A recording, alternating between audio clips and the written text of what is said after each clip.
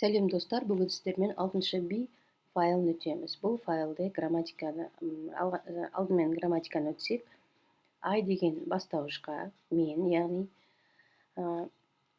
көңіл күйімізді өзімізге ұнайтын, ұнамайтын көңіл күйді білдіру үшін love, ұнатамын, like, love, жақсы көремін, like, ұнатамын, I don't mind, қарсы емеспін, I don't like, ұнатпаймын, I hate, мен жек көремін деген осы сөздер, яғни көңіл күй, адамның көңіл күйін, ұнатпау көңіл күйін білдіретін етістіктерге, тағы да етістік, verb дейді, және инговый жалғану арқылы, оның аты герундий деп аталады екен. Герундий дегеніміз іс-әрекеттің өзінің істі мен жасаймын, мен бір нәрсе істеймін деп айтпаймыз, іс-әрекеттің тек атауын ғана атап өтеді екенбіз. I love shopping. Мен шоппинг жасағанды ұнатамын. I like going to cinema. Киноға барғанды ұнатамын. I don't mind getting up early. Таңертең ерте тұрғанға қарсы емеспін. I don't like doing housework. Мен таңертең үй жұмысын жасағанды ұнатпаймын. I hate driving at night. Түнде машина жүргізгенді жек көремін дейді. Яғни астында нүкте тұр көк. Біз етістікке инговый жалғану арқылы like ұнату, love жақсы көру, don't mind қарсы емеспін және hate деген жек көремін деген етістіктерге осы формуланы қойып, сезімдерімізді білдіре аламыз. Екінші ереже. We can also use verb plus ing after enjoy and prefer. Тағы да enjoy, наслаждаюсь, яғни рахаттанамын, және prefer, предпочитаю, қалаймын деген осы екі етістікке де біз қолдана аламыз дейді герундийді. I enjoy watching football on TV, but I prefer being there. Мен телевизорден футбол матчысын көргенде рахаттанамын, бірақ мен оған барып көргенді қалаймын. Я наслаждаюсь смотреть футбол по телевизору, но я предпочитаю побывать там деп аударамыз. Сонымен инфинитивте отырғанымыз біздің негізгі етістіктеріміз. Cook, тамақ істеу, read, оқу, study, сабақ оқу, кітап оқу болса, try, попытаться дейді, яғни жасап көру бір нәрсені. Dance, үй билеу, live, өмір сүру, shop, магазинге бару, swim, жүзу. Осыған инговый жалғану арқылы герундийге айналады екен. Яғни кітап оқу деп аударады екенбіз. Тамақ істеу, билеу, өмір сүріп көру, шопингке бару, жүзу деген сияқты. Келесі біздің өтіп кететініміз осы жерде жаңа сөздіктерге байланысты сан есімдер және реттік сан есімдер, яғни бірінші бір деп тұр, сосын жанына st деген жалғаулық жалғанып тұр. Яғни first деп айтылады екен. Екі жанында and деп тұр, second, екінші. Үшінші, third, fourth, fifth, бесінші. Яғни қарап отырсаңыздар, бірде st тұр, екінде and тұр, үште rd деген тұр, төрттен бастап th деген жалғаулық жалғанған. Бұлар реттік сан есімге қосылып жазылатын жалғаулықтар екен. Яғни 5, бесінші, fifth деп кетеді. 6, 6, алтыншы, six, th қосылады екен. Бұл реттік сан есімдердің ережесі екен. Енді қарап тұрсаңыздар, 20, 21-ші, 21st болады екен. 22-ші, 22nd, 23-ші, 23rd, яғни 1, 2, 3 қайтадан қайталанып отыр, тек алдында 20 деген 20-ны қосып отырмыз. Ал енді 25 десек, 25 болады екен. Ал 25-ші болса, 25th болады екен. Ереже осы ережені жаттап аламыз. Міне. Келесі 22-ші март дегенде артикль зені қосып жазады екенбіз. The 22nd of March деп айтады екенбіз. Бұл 22 март деп дәптерге мысалы датаны жазған кезде, иә. 12 январь, the 12th of January дейді. ақшта бірінші айды айтады екен. Month дейді. Month это ай. Айды бірінші айтамыз, the 1st of December дейді. Айтқан кезде ауызша бірінші декабрь деп айтқанмен, жазбаша сан түрінде жазғанда бірінші 12-ні жазып қояды екенбіз.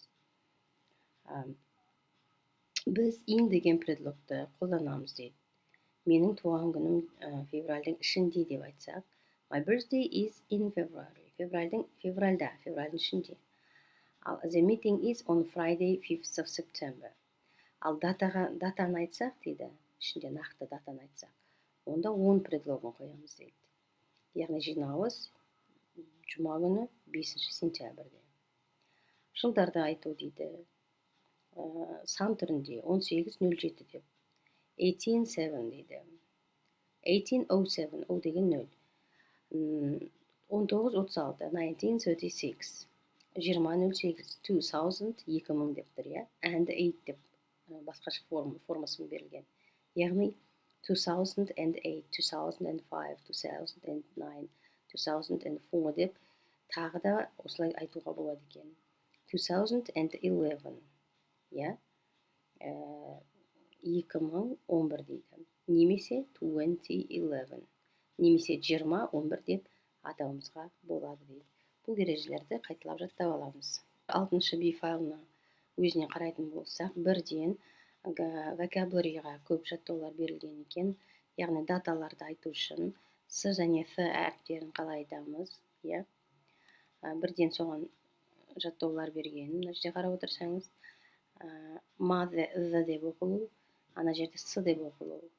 Иә, бұны міндетті түрде аудионы тыңдап қайталаймыз. Келесі сандарды қалай айтамыз? Бір және бірінші, жаңа ережеде атап өткендей, бір дегенде one, бірінші дегенде first. Яғни еретік сан есімдердің ережесіне сүйеніп, бұл жерлерді тыңдап жазып шығамыз. Келесі reading жаттығу берілген. Яғни оқуға read the introduction of the form, what's special about the third Friday in June and the third Monday in January дейді. Форумға кіріспе бөліммен танысайық дейді. Үшінші жұма июньде және январдың үшінші дүйсенбісінде неге бұл арнайы күндер болып есептелінген танысайық дейді. Good times, жақсы уақыттар, bad times, жаман уақыттар. In the UK, the third Friday in June is the happiest day of the year, says psychologist Dr. Cliff Arnold.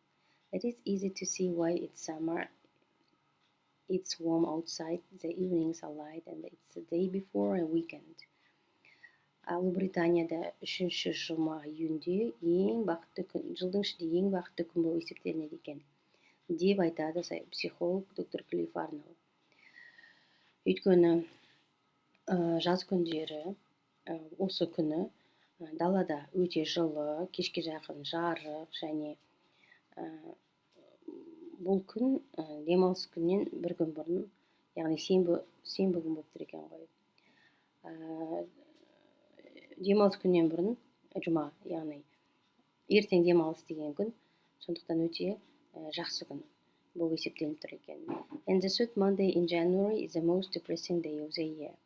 Және үшінші дүйсенбі январда өте ең депрессивті жыл дейді, жылдың ішіндегі. Неге? Why? Because it's winter, the weather is usually gray and cold, the days are dark, and Monday is the first day of the week, working day. Өйткені қыс уақыты және ауа райы өте сұр, суық, күндер қараңғы, және дүйсенбі бұл жұмыс күнінің бірінші күні. People are also often short of money after Christmas, and some people feel bad after breaking their New Year's resolutions. Адамдар Рождество дейді, олардың мейрамдары. Сол кезден кейін, мейрамнан кейін ақшалары, short of money деген ақшаларының азаюы. Адамдар өздерін чувствует себя ломанный дейді, яғни өте жаңа жылды тойлап болғаннан кейін бір өздерін шаршаңқы сезінеді дейді. Do you agree? Келісесіз бе? What is your favorite month, day and time? сіздің сүйікті айыңыз, күніңіз және уақытыңыз қандай дейді. And what's your least favorite? Және сіздің өзіңіздің ұнататын күндеріңіздің тізімін жасап көріңізші дейді де сіздерге ары қарай айлардың аттарын береді. Февраль, июнь, октябрь, декабрь, сосын дүйсенбі, жұма, сенбі, жексенбі күндері уақыттарын көрсетеді. Осы уақыттарда айтылған комменттерді оқып көрейік дейді. Мына жерде коммент дейді, комменттерді оқып көрейік. Осы текстке арнайы берілген. It's not too hot, but it's light until after 9 p.m. here in southern Canada. I like sitting outside on long summer evenings. Мұнда да өте ыстық емес, бірақ өте жарық, сағат 9, кешкі 9-ға дейін дейді. Бұл оңтүстік Канадада. Мен далада ұзақ жаздың күнгі кештерде отырғанды, сол кешкі сағат 9 кезінде айтып тұр, жарық болады дейді, сол кезде отырғанды ұнатамын дейді. I love дейді, I love celebrating Christmas and New Year's Eve. The atmosphere is fun and festive. I also love the winter and all the snow is beautiful. Қысқы уақытты айтып тұр, Крисмасты, Рождествоны тойлағанды, celebrating, тойлағанды мен ұнатамын. Бұл жаңа жылдық кезі, канун Нового года деп аударамыз. Атмосфера өте қызықты, көңілді және фестивальный дейді, мерекелі. Мен сол сияқты қысты да жақсы көремін, барлық жер қар және өте әдемі дейді. Келесі үшінші комментарий. It's often very windy and I hate seeing the trees lose their leaves. It makes me feel sad. Мен бұл өте желді күндер, мен осындай күндерде ағаштардың жапырақтары түскен ұнатпаймын. Ол менің көңілімді мұңайтады дейді, sad, печальный. I don't like дейді, мен ұнатпаймын дейді, нені, the middle of the winter, it's cold and I hate Valentine's Day. Февраль айын айтып тұр екен, қыстың ортасы өте суық және мен Валентина күнін ұнатпаймын дейді. Days of the week дейді, күндердің, аптаның ішіндегі күндер. My favorite day is probably, жаңағы бір күнді айтады, мысалы, Monday деген сияқты. Because I don't like Sundays and I like going back to work and seeing my friends. Менің сүйікті күнім жаңағы дүйсенбі мүмкіндігінше, өйткені мен жексенбі күндерін ұнатпаймын, жұмысқа қайтып келгенді ұнатамын, достарыммен қайта қауышқанды ұнатамын дейді. It's дейді, қандай күн дейді, of course дейді, no work today, no work tomorrow. Бұл яғни демалыс күндері Sunday болу керек, жұмыс жоқ, демалыс күні. Жетінші.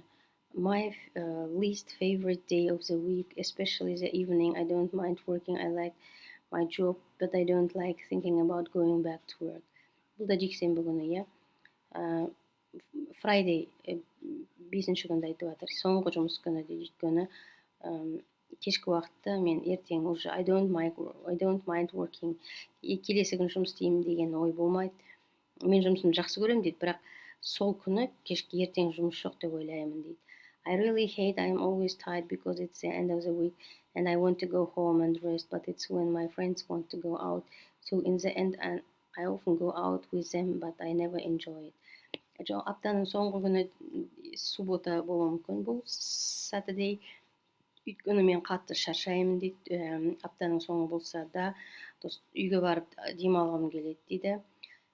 Бірақ менің достарым жиі далаға сыртқа шығады дейді, яғни, возможно, пикник бұл. Сол кезде мен өзімді сондай шаршаңқы сезініп, рахаттана алмаймын дейді. Ешқашан рахаттанбаймын дейді, бірақ балармен барамын дейді, қалмай. My favorite time is дейді, қай уақыт екен, because my flatmates leave the house quite early and then I'm alone. I can enjoy my breakfast, coffee in silence and then go to university. Студент екен, таңғы уақытта айтып тұр, менің комнатада тұратын жаңағы курстастары кетіп қалады дейді, таңертең ерте, сол кезде жалғыз қалып, өзім рахаттанып, шай ішіп, таңғы асымды ішіп, тыныштықта ішіп алып, сосын университетке кетемін дейді. Келесі I like дейді, жаңағы on Tuesdays and Wednesdays it's when Champions League games start in the UK and it's when I start to relax and think of what to eat. Яғни сейсенбі және сәрсенбі күндері дейді, иә. Өйткені бұл күндері Ұлыбританияда чемпион лигалық ойындар басталады. Және мен сол кезде өзімді демалып, не жеймін деп ойлаймын дейді. Тамақ ішіп, рахаттанып, ойын көріп, бір өзі демалады екен. Келесі, my least favorite time is дейді. That's when I set my alarm in the morning so I can have a shower and a quick breakfast. I hate getting up early. I'm absolutely not a morning person. Яғни, менің ең жақсы көрмейтін уақытым дейді. Бір уақытын айтып тұр. Будильникті қойып, таңертең оятады ғой. Сол кезде душқа түсіп, тез тамақ ішіп,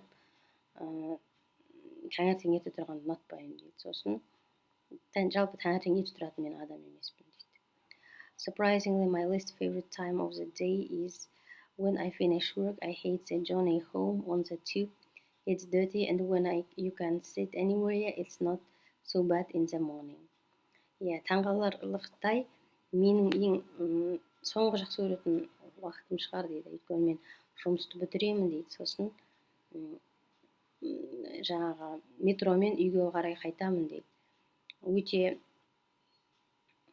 неніңші өте лас, отыратын жер жоқ, жаман емес дейді. Но мен сөйтіп қайтамын дейді. Таңертең өзімді нормально сезінемін дейді. Міне өстіп, уақытқа байланысты өзіңнің көңіл күйіңді қосып, I don't like, I don't mind, I hate, I like, I love, осы 5 сезімге, және prefer дегенді болдық, бағана. Осыларды қосып, өзіміздің сезімімізді айта алады екенбіз дейді. Мына жерде I love деп тұр, I like деп тұр. I love celebrating Christmas and New Year's Eve, например, мерекелі праздновать еткенін ұнатамын. I like swimming, sunny или swimming outside the long summer evenings. I like sitting дейді, далада қарап отырғанды ұнатамын. I don't mind walking, I don't mind. Мына жерде W-ден басылатын қандай сөз болды? I like my job дейді. I don't like thinking about going back to job. Жұмысқа қайта баруды ұнатпаймын, I hate getting up early. Таңертең ерте тұрғанды ұнатпаймын дейді. Осылай өзіміздің сезімдерді айтып көреді екенбіз. Енді ары қарай маған ұнап тұрған writing бөлімі. Бұл жерде 3 сөйлем, құрмалас сөйлем түрінде. My favorite month is July because I usually go on holiday. Then I love traveling дейді. Тура осы үлгіге қарап өзіме жазып көрейік дейді. Менің сүйікті айым, мысалы, my favorite month is August, например, августин, because I usually go on holiday, мен сол кезде демалысқа шығамын. Then I love traveling, мысалы, then I love traveling to see, например, мен